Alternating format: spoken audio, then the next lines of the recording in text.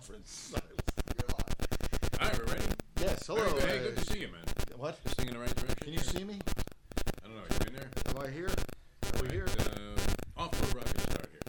And welcome to the show, SportsStreamNetwork.com. Jeff DeForest. We got the great Jersey Kyle. The great. Who, you seem like you're discombobulated today. You all right? How's everything going? You know, I'm trying to hold down two jobs right now, you know, between Jory Industries here and, doing my normal day thing. It's tough, right? No doubt about it. No doubt about it. Good to have you guys with us. Start of another week. It's like a slave driver, this guy. Where are you? What are you doing? Hurry up. Get over here. Come on. We got to go in the air. We're in the air. 4:30. Atlantic City. They're watching everywhere. Get here. Come on.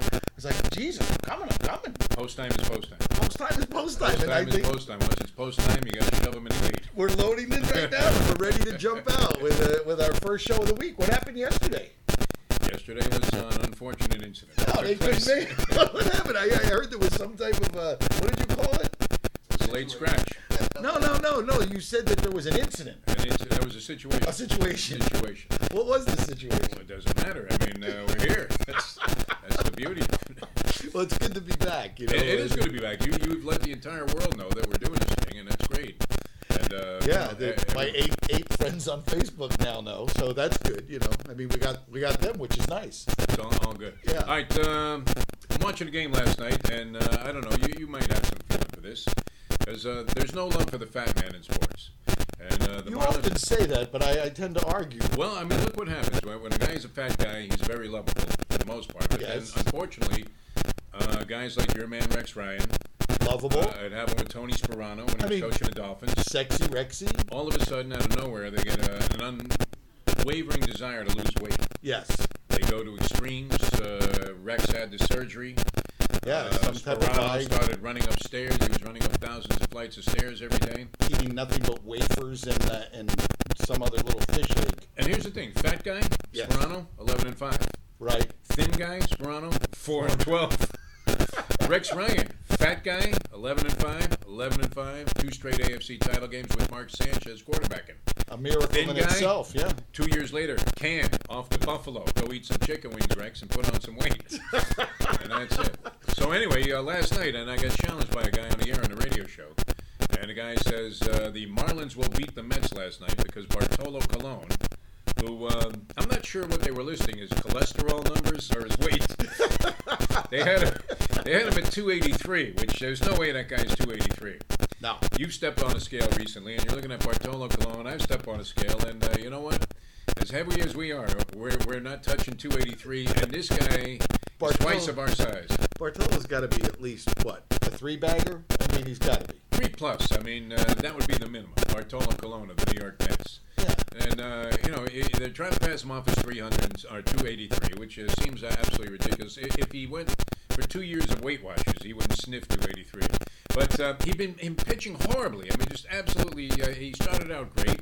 And then what happened? There's no love for the fat man. He started to go downhill. So he goes 7 starts in a row. He's given up, about 30 runs a game. Right. Never makes it out of the 4th inning. His earned run average ballooned up. It looked like a blood alcohol level of whatever drunk you want to name. Yes. And sure enough, last night he looks like Tom Seaver out there in the Mets uniform. Unbelievable, because, the only explanation is the Marlins are that bad. Right. That they would allow this guy to get back on track, and they get hammered 12-1. And that's it. I mean, throw in the towel on the season, and now... Yeah, you're done. You're finished. Oddly, we find the Mets in first place in the National League East. And you're going to make a bet on, because you just need action, that you're going to now bet some Philly fanatic. Yes, this is what happened. 2 cheesesteaks against 2 La Spada subs. I heard this out on the street today. I was like... Well, I mean, this is what happened. So I had a bet with the guy that we call Mr. Met, the great Ira Dornstein out of New York, who may be watching today. Ira, we love you. Right. Don't lose my number, will you? Because I don't really want to pay off on that dinner. You're in deep there, right? You got dinner for 3? Dinner for 4. 4. At a very fancy schmancy restaurant here in South Florida called the Cafe Max. One of your faves, and been known for the ticket, the high ticket. I have to hope that Daryl, owned by a couple of guys, Daryl and Oliver, I have to hope that they do the usual number and slide me a discount on the tab, a rather substantial one. Okay. I'm not talking about comping a bottle of wine. I'm talking about comping about half the meal. if that happens, it will still be a rich ticket and well worth it. I mean, Right. this is fine. It's fine dining at its greatest. No, In I South mean, Florida. of course. Yeah, You've been there, right? Yeah, the best food. I think we were there for one of your birthday celebrations. You've had many of those. Everything's great, man. How many of those have you had already? Too many. 64. Yeah. 2 of which I think were at the Cafe Max. One when I was broke, and I learned a valuable lesson there. What was that? That you have to hope that somebody else reaches for the check and actually has money to pay for it.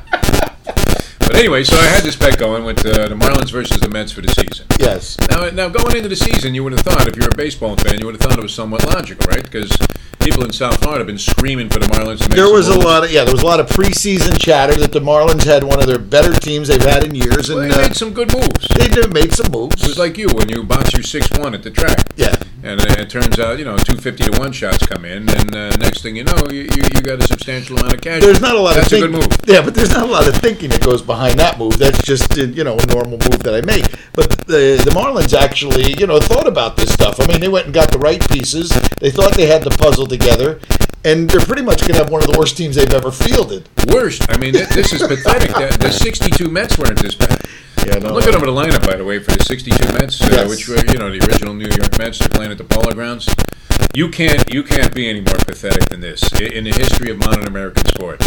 They had every has-been. I mean, they even dug up like Gil Hodges. I think he was dead, and he was batting 6th on opening day.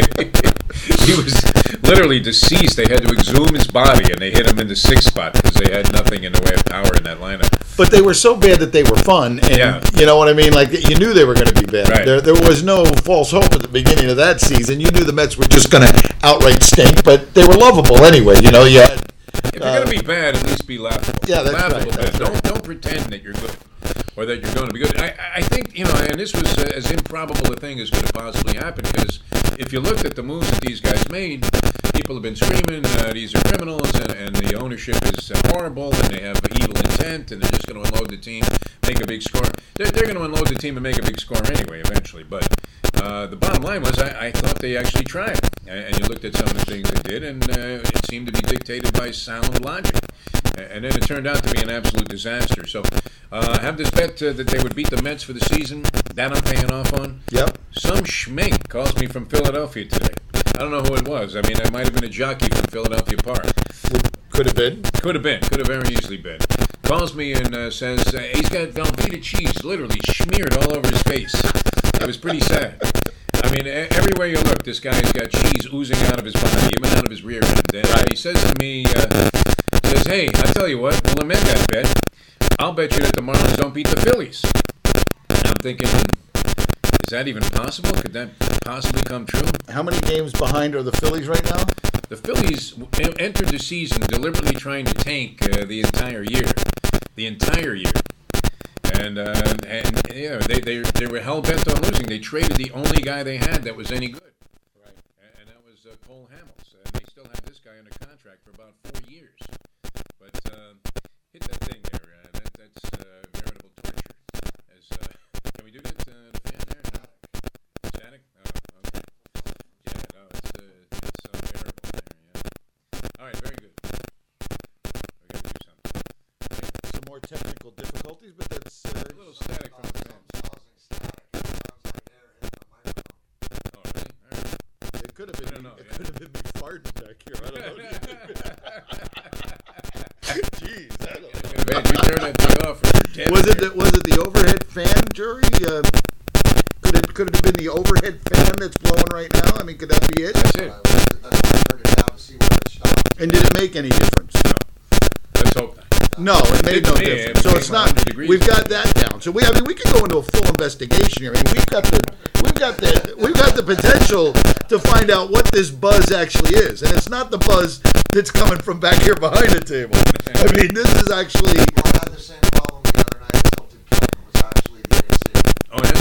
Yeah, we don't have to worry about that in here. Some guy came out to fix it. I had the same problem the other night too. I was like overly buzzed, and I barely could find the front door of the house. But no, I mean, we'll figure this out. And for all you people out there, these are the things. These are